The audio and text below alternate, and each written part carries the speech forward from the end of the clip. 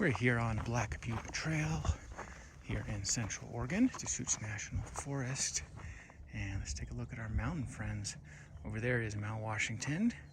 The mountain we are hiking towards on this ridge trail is Three Finger Jack. Today is June 7th, 2022. One of the cool things about this hike is it's accessible earlier in the season than you'd expect with the snowmelt. Typically accessible third or fourth week in May, which is not bad. Today's, as I said, June 7th, so this is actually accessible a couple weeks. You go up to about 63, 55 as far as elevation, so pretty unusual for that to be accessible in May. Typically that's going to be more of like a July melt or end of June melt. So this kind of melts a month early, and it's just epic.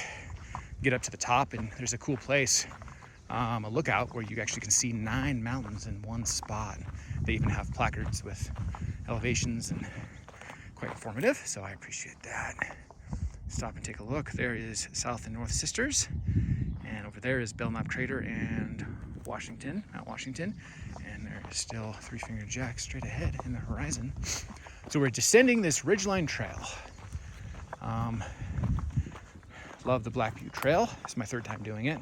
First time doing it proper, in quotations, the long version. So let me tell you about this. There's a short version and a long version.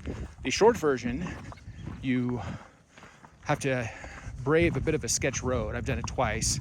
It's one of those roads with ruts and potholes, and it rattles your car, and you're kind of right on the edge of worrying, am I making a mistake? It's one of those kind of roads. You go up there, it's a small parking lot, maybe 8 or 10 cars, something like that. And if you go to that one, which is not what I did today, as I said, I've done that twice previously, and my car, my midsize SUV was not damaged either time, but I felt like it was pretty sketch. You go up there, it's a 3.8 mile, 1,600 foot elevation gain to get to the top. Now, if you want to dramatically scale that up, and who doesn't, right? You go from the lower trailhead, also known as the historical Black Butte Trail, the old school Black Butte Trail, the proper Black Butte Trail, and you go from the lower trailhead. Now that one does not have a sketchy road. It has a little turnabout right out, not far from Camp Sherman, and instead of going 3.8 miles, you get to enjoy 9.8 miles. So you go up 6 more miles, and instead of going up 1,600 feet, you go 3,400 feet. So you over double the elevation gain. So that is a legit hike, 3,400 feet. Only want to do that if you know you can make it. That would be advanced professional grade. Just to put it in context, a lot of people, when they just do the 1,600 foot Black Butte, kind of get wrecked by that, and the 3,400's over twice as long. So got to be careful before you embark on that one. Got to know your capabilities and limitations. Bravado's good, but it's got to be able to back it up. So if you don't know if you can do it, you probably can't. Whereas if you're an avid wilderness adventurer and you're, picking off hikes left and right all the time, then you know exactly what your capability is. And if you're an avid wilderness adventurer, you could probably do it. But if you're more of a casual hiker, then I probably wouldn't recommend trying it, just because that could get dangerous pretty quickly if you just lose your feet halfway up and now you're on a ridge hike and you got to make it back down. It could go from fun to unfun pretty quickly. So I knew I could do it because I've done harder, so I did it. And even though I'm a pretty avid wilderness adventurer, it kind of wrecked me a little bit. Like, I can tell my feet are rubbery and a little jello-y, and I'm sure tomorrow I'm going to feel it. But I was able to do it successfully. Today is June 7, 2022. This area has been accessible for maybe 1.5, 2 weeks. As far as snowmelt, typically accessible by the 3rd week of May. Obviously that can fluctuate year by year, but in that range.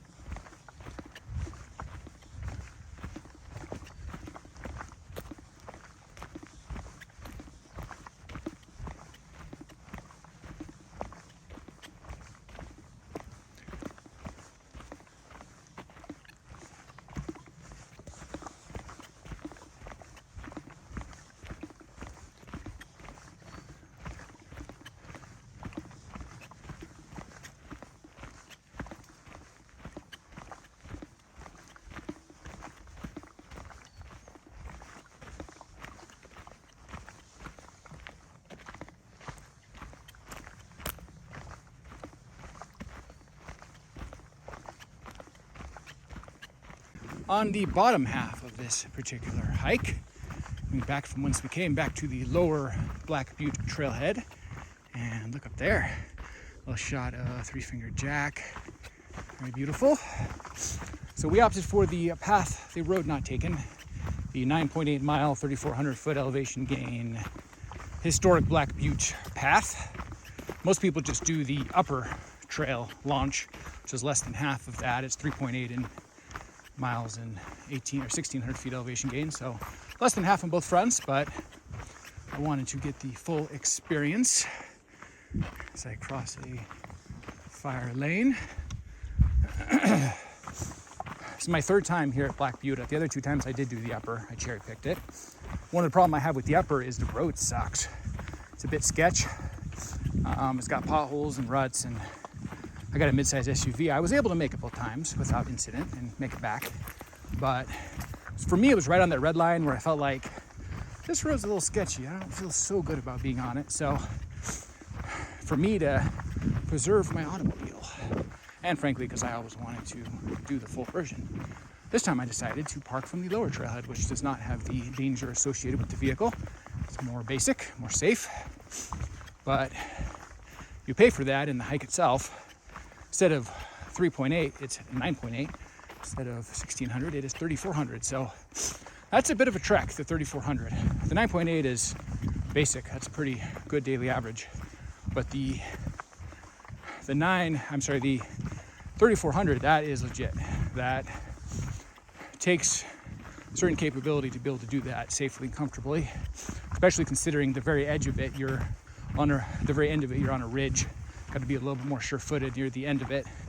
Your legs are already rubbery and jello-y, so because you've been going up 3,400 feet, the last 200 or 300 feet, you're a little bit on a ridge. I don't want to oversell how sketchy it is. It's a pretty safe ridge. Like, it's not like there's a sheer cliff to your death. It's not that kind of ridge, but it's a ridge, and you do want to have sure footing because you could hurt yourself if you just went rubbery and fell. But probably more like an injury, not like a falling hundreds of feet to your death situation, more just like falling 10 or 20 feet and having a minor to moderate injury. So do not bite off more than you can chew. I think bravado and enthusiasm are great, but you got to know your limitations. So what I'd recommend to somebody, if they've got the right vehicle to get up there, go try the upper first. Get that under your belt. And if you can do the upper, the 3.8, 1,600 feet, and if you can do that and still feel like you got gas in the tank by the end, then maybe you can graduate up to the lower, because that over doubles it from 1,600 to 3,400. And to be honest with you, most people are wrecked from just a 1,600. So remember, it's over double that. So imagine being wrecked and then starting. It's basically what you're doing. And then adding 200 feet on top of that, just for good measure. So now, if you're a more avid wilderness adventurer and you pick off epic hikes left and right like a gunslinger, then this probably won't be that much to you, and you can handle it, and great, enjoy. This is also a great training hike for the season. If you can do the 3,400 foot gain across the 4.9 miles up, then chances are you could probably do pretty much any of the mountain hikes in Central Oregon. So this is the ultimate trainer. One of the other cool things about this is this opens way early in the season, typically like third week of May, maybe fourth week at the latest, snow melt. Today's June 7th, so it's been open like 2 weeks. And so that's kind of neat to have end of May, early June hike like this that's this epic, because typically you got to wait later in the summer to get this level of epicness. So it also gives you an early season training run. And on top of that, there's no mosquitoes. Cascades mountain range are known for their mosquitoes, particularly other lakes, rivers, bogs, swamps, creeks. But this area has no water, this particular section of the trail. There really isn't a mosquito presence, so I took no precautions and I haven't seen a single mosquito. So that alone is rare, to be able to come on June 7th and not have to worry about mosquitoes. So a lot of other hikes I could have done within 10 or 20 miles of this in several directions that are lower elevation, that would have been mosquito-rific, like horror movie, running through it as fast as you can as swarms attack you. So It's nice not to have to deal with that here at Black Butte Trail.